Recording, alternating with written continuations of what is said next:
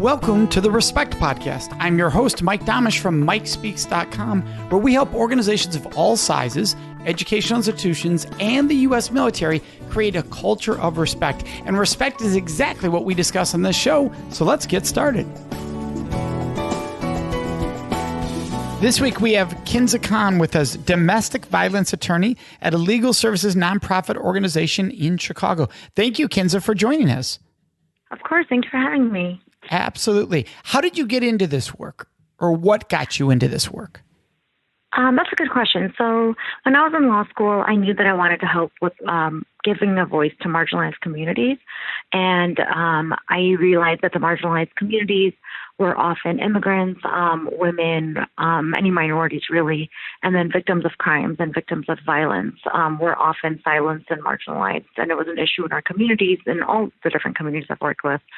So I started with volunteering in law school at a domestic violence legal clinic, helping people at the courthouse. I was very shocked to see, because I'm born and raised in Chicago, but I did not realize how this side of Chicago, or this part of the culture that was around me at all times. And then after law school, my first job was in abused and neglected children, working with the foster care system and child welfare court. And then after that, I transitioned into domestic violence with families, so like domestic violence in all forms. And then now I'm doing domestic violence and family law. The journey makes sense, right? It all took each step one at a time, flew from the step before. And a lot of times when people talk about domestic violence, they have assumptions that it's specific cultures, specific demographics. Is that true? No, it's not. It's interesting because I had my own assumptions too, and working in this field helped me become more aware and stump those assumptions. I have noticed that in different communities, it shows up in different ways. So like there are certain domestic violence tactics that abusers will use when we're in an immigrant community, because immigration status is one of the ways that they can threaten someone to stay with them, for example, things like that. So it will have different forms, but it's not more likely to happen in one community over another, no. So I'm just going to back up a little bit there for our listeners. You're referring to the abuser abusing somebody who's an immigrant and saying, if you say anything, I'll have you sent back to your country, or I'll tell the authorities and they'll send you back? Yes, that's one example. I mean, there's many, but holding their green card, or the person who is an immigrant, for example, not having English, not having the language ability to communicate with authorities, or to not having even sometimes it's even not having access to their own green card and documents because the abuser has kept them, which is coercing someone into a relationship or keeping someone from leaving. And so that intimidation, those threats will often be a form of abuse, will be used to abuse. So, I mean, that's one example. But so I've noticed that different communities and different cultures have different ways of abusing, because people will use what they can to exert power and control. But it's not, certain communities are not immune from domestic violence, unfortunately. It's a universal problem. Yeah, a lot of times I've met people who said, well, I'll give you an example of this one that actually I heard. Somebody's like, I come from a wealthy, white, upper suburbia community. That doesn't happen here. And I literally knew somebody in that community that nobody would have ever thought was a survivor of domestic violence that absolutely was. And due to the person's job, they thought, well, that's a high-powered person. There's no way they're a survivor. That was another myth they had, right? That survivors are weak, quiet people, right? And so they had that myth also. This can't be this strong, opinionated woman, professional woman. That's not a survivor. There's no way, not in this community. So let's back up to help all of our listeners. What is domestic violence? Like, what qualifies? Because a lot of people think when they hear domestic violence, and I'm a little trigger warning here, but they assume, that's somebody slapping somebody, hitting someone, pushing someone, which absolutely can be forms of. But what qualifies as domestic violence? That's a really great question, and you're right. Oftentimes, people, I've even had clients come in, and they're like, when I ask, "Is there any domestic violence?" They're like, "No, no, he doesn't hit me." And I'm like, "Okay, well, let's talk about the other things. Like, what else does he do? What names does he call you?" And then by the end of that same conversation, I have to be the person who delivers the unfortunate news. Like, no, this qualifies as domestic violence, at least under the Illinois Domestic Violence Act. And so, okay, so I'll talk about what that is. So domestic violence can be physical, but it's not limited to physical. It can also be verbal, emotional, psychological, financial. These are all forms of abuse. So there's, for example, verbal abuse is constantly putting someone down. So constantly either like cussing at someone or swearing, calling them names, and threats. Threats are also qualified as verbal abuse. Even accusations. I see a lot of cases in which there's accusations of cheating or accusations of just things that are not true, untrue accusations. A repeated pattern of any of this qualifies as domestic violence. And so that's verbal. There's psychological as well. We've lately been hearing the term gaslighting more. And gaslighting is one of the forms of psychological abuse, which qualifies as domestic violence.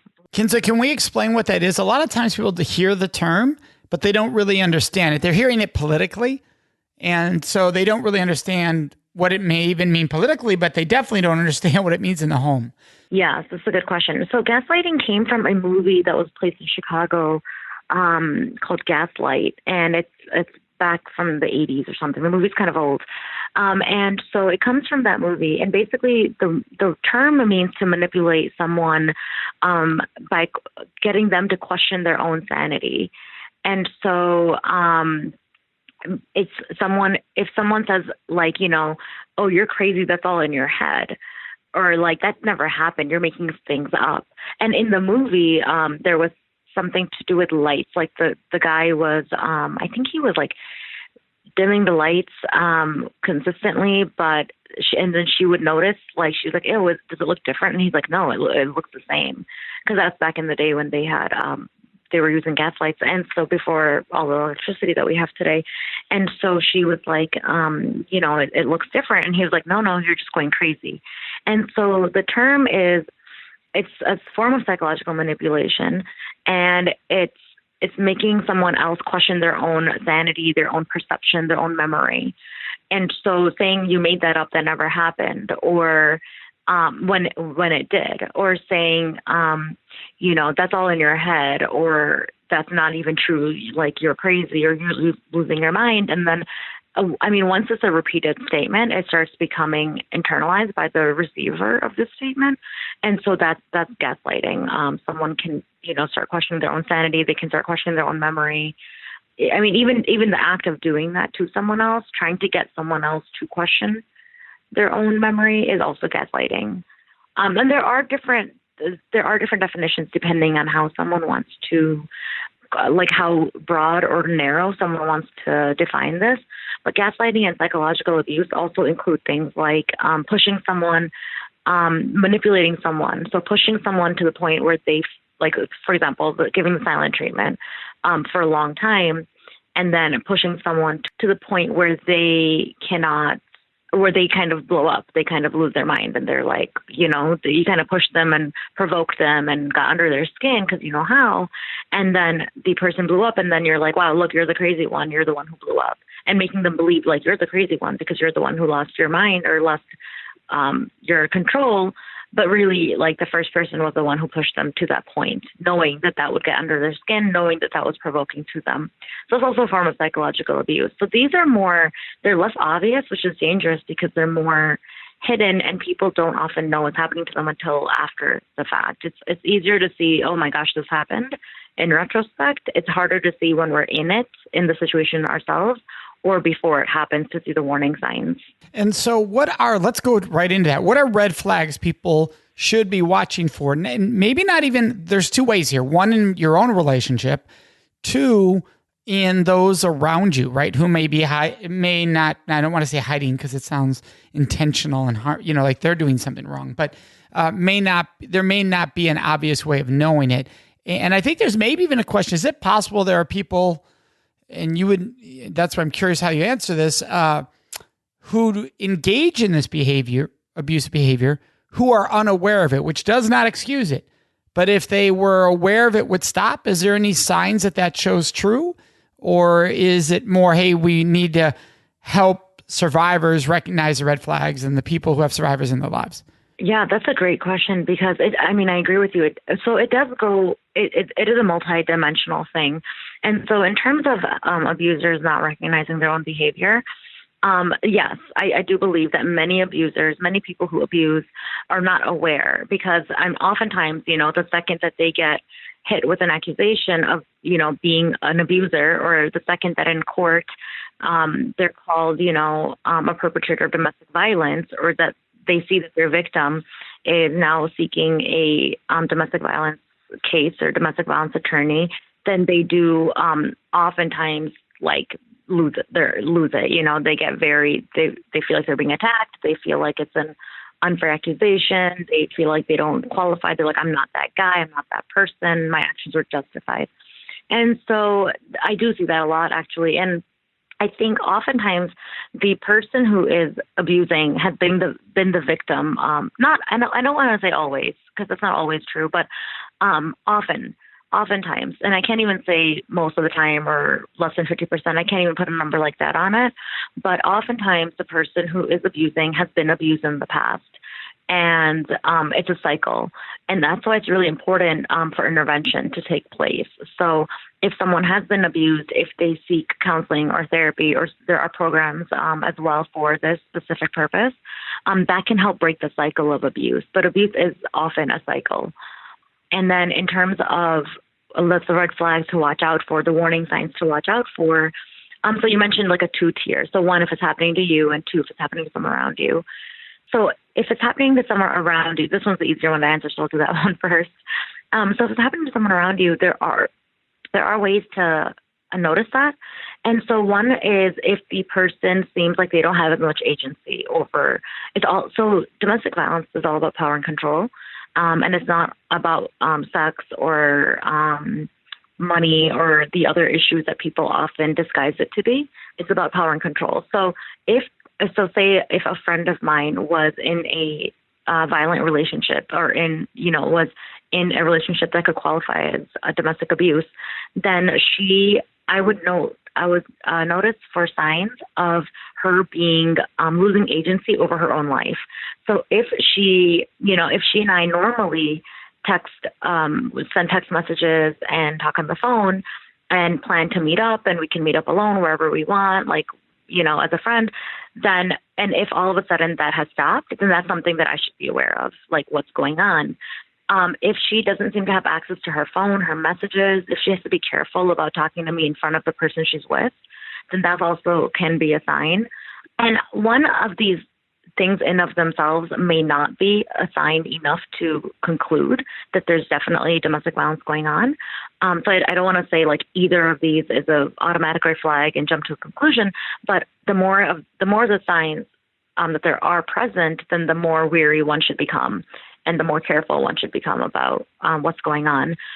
So losing agency over their own lives, not being able to come out as much, a lot of power. So any control dynamics, if a friend of mine is being controlled, if I feel like she's not allowed to wear what she normally wears or what she wants to wear, if she has to do things only to please this person and has lost agency over her own choice of clothes, choice of timing, choice of a hobby or whatever we do, choice of plans, so things like that.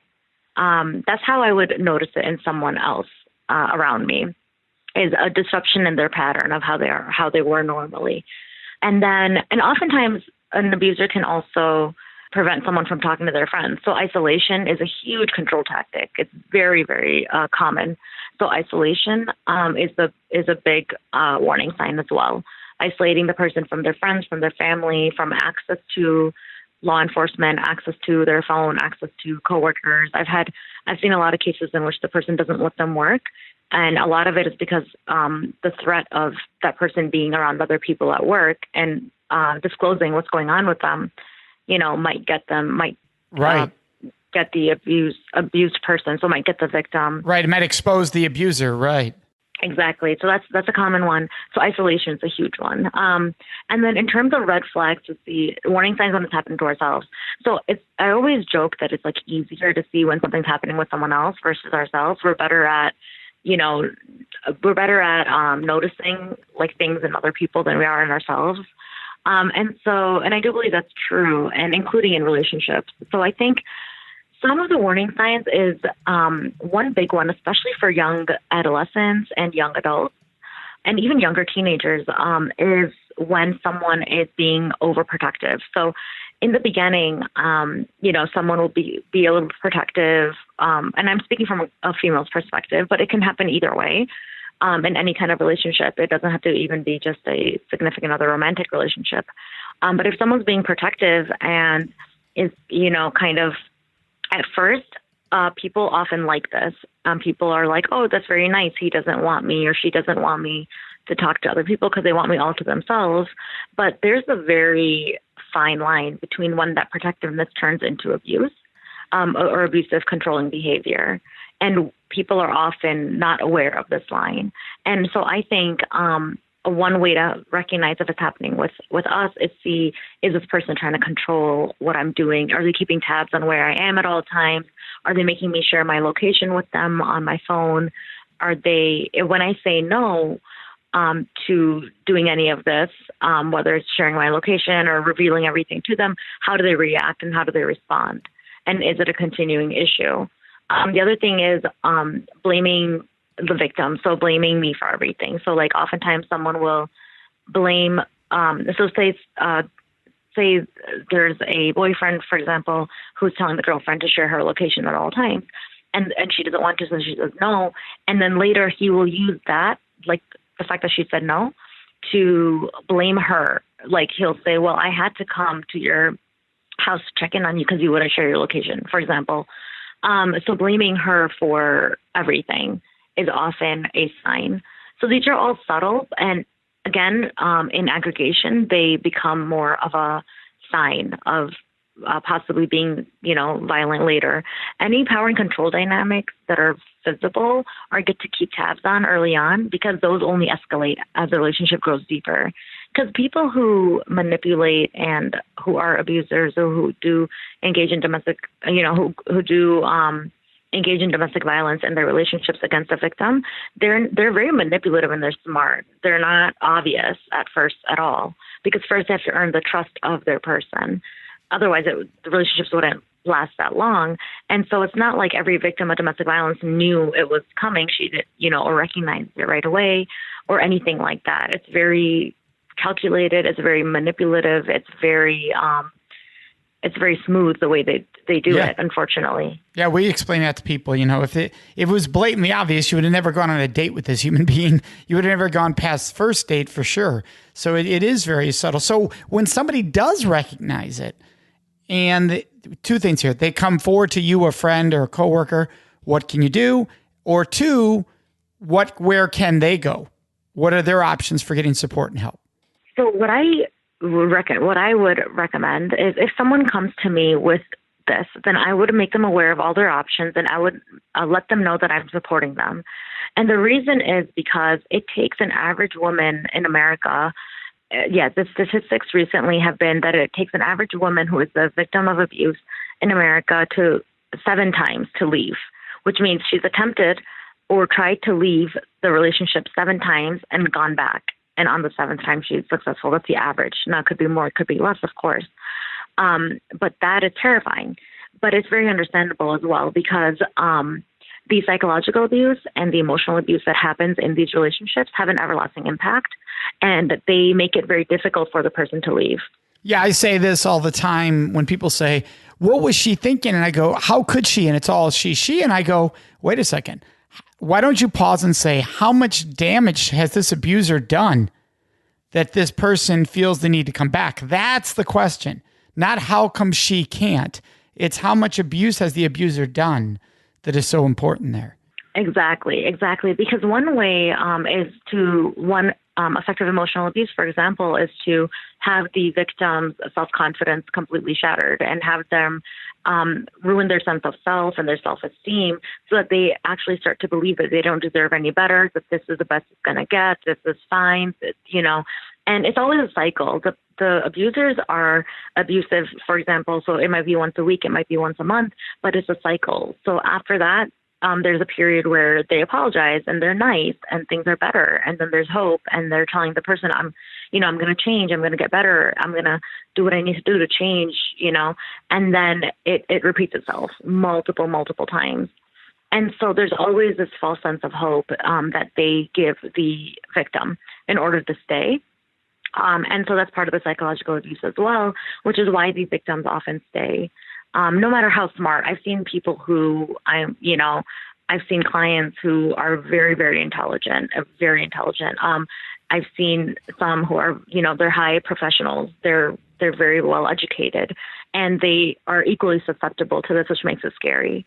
And it's interesting because some of the tactics that the abusers use for their victims to stay are the same tactics that people like cults will use often to get people into these like religious cults or fundamentalist, crazy, racist cults or whatever there are.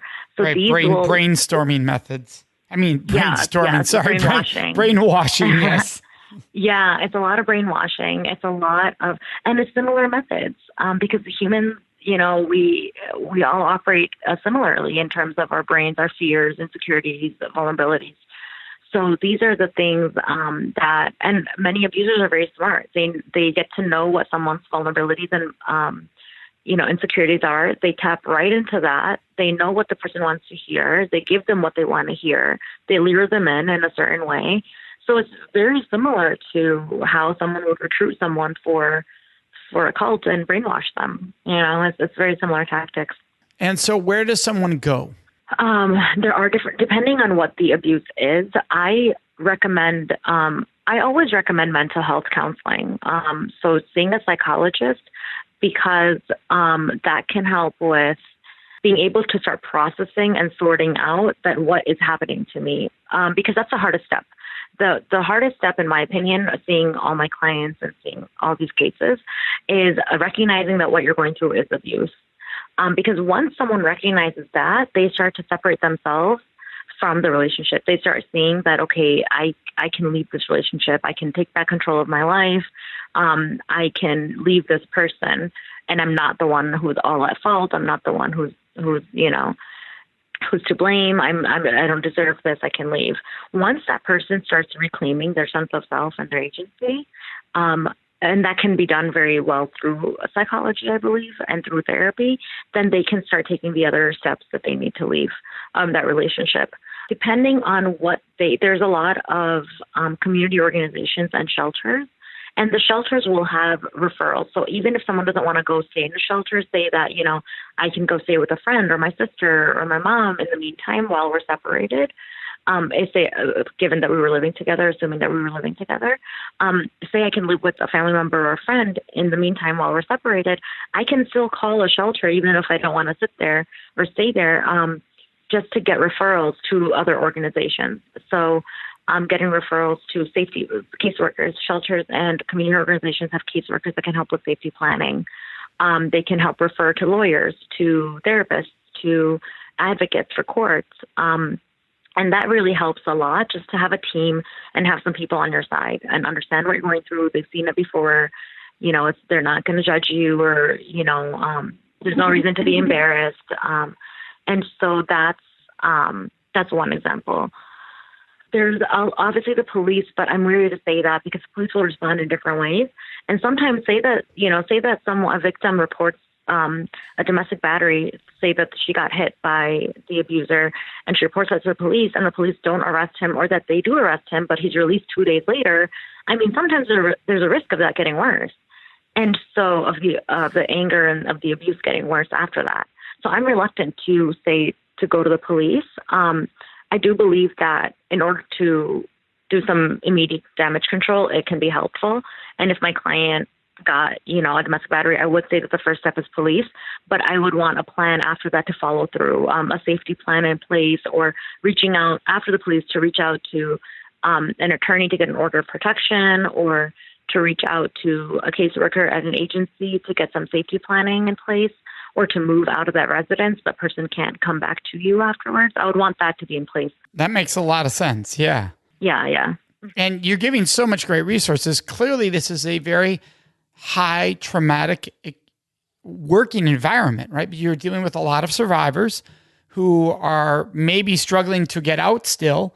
So for you, how does somebody in your line of work, how do you maintain self-care and that work-life balance? So for me, I work out a lot. I run outside, especially when the weather's nice. In Chicago, we finally got good weather, so we're excited about that. I'm just up the road from you, so I know exactly what you're referring to. Oh, it's so beautiful out, yeah. I work out a lot. I always engage in something creative. So I've taken improv classes, something that's totally mentally different. I've learned photography a little bit. So sometimes I'll take my camera, and I only work 9 to 5 or 8:30 to 5:30, so within like 40 to 50 hours a week. I love that you said only 40, 50 hours a week. But in your line of work, people can be working 70 or 80. So it's a good point. Yeah. Yeah, lawyers work more than that often. You've given a lot of great resources here. It's awesome. We're going to make sure in our show notes, your LinkedIn is on there. So if people want to reach out to you and the information you gave us for contacting you. So this has been so much good information. So thank you, Kinza. Great. Thank you so much. Absolutely. And for our listeners, you know what's next. That is question of the week. Before I answer this week's question of the week, I'd love to ask you a question. Would you please subscribe to this podcast, the Respect Podcast with Mike Domitrz? By subscribing, you can make a huge impact. Now, you might be wondering, Mike, how does my subscribing to your podcast make a huge impact? Well, here's how. For every person that subscribes, it raises the rankings of the show in the search engines. So for people who care about respect like yourself, when they're doing a search for podcast, they're more likely to find the show, thus providing an awesome opportunity for us to spread more respect around this world. And all you do is hit subscribe under your podcast. Plus, the second benefit is by subscribing, you automatically get every episode right into your phone or whatever device you are listening to the podcast on. It happens automatically. So subscribing also makes your life easier. Now, let's get into this week's question of the week. Oh, and by the way, you can always ask your questions of the week by joining us on Facebook in our discussion group. It's called the Respect Podcast Discussion Group. Go there on Facebook and ask whatever questions you would like me to answer and or address in this segment of the show. And then listen to each episode to find out when your question is included. And this week's question is, Mike, are relationships meant to last forever? This is such a deeper question than a lot of people may read into it. And what I mean by that is all relationships can last forever. What I mean is they stay with you forever. Therefore, they're part of who you are. Now, does that mean that you're in that relationship, committed to that person forever? That's a different question. And I think it depends on the kind of relationship. Not all friendships are meant to last forever. Not all love relationships are meant to last forever. The question is, are you in a relationship that's meant to last forever? And that's when you have to think about. You have to contemplate for yourself. There's no blanket answer to are all relationships meant to last forever because, well, actually there is to that one. It's no. They're not all relationships are not meant to last forever because, you know, the old saying, some people come in to your life for a season, some for a reason, some for a lifetime. That kind of a cliche has some truth in it. So the fact is you have to decide what relationships in my life are meant to last forever right now. What are the ones I want to treasure and value? And I want to make sure that I continue to nourish so they can last forever. And if I find out at one time they're not meant to last forever, to know that's okay. Not all relationships are. So thank you for asking, are relationships meant to last forever? Do you know what I would love? I would love to hear your answer to this week's question of the week. So would you please answer what your answer would have been if you were asked that question today on the show? All you do is go to our Facebook page. We have a special group where we have these discussions called the Respect Podcast Discussion Group. So the Respect Podcast discussion group, and share with us what would your answer have been to this week's question of the week. And if take a moment, post us a new question for future episodes. What question would you like to hear me answer on an upcoming episode? That's all done on Facebook in our special group, which is the Respect Podcast discussion group. Can't wait to see you there. Thank you for joining us in this episode of the Respect Podcast, exploring work, love, and life. And this episode, like every episode, is brought to you by our organization, the Center for Respect, which you can find at centerforrespect.com. And of course, you can find me, your host, Mike Domitrz, at mikespeaks.com. Thank you so much for joining us.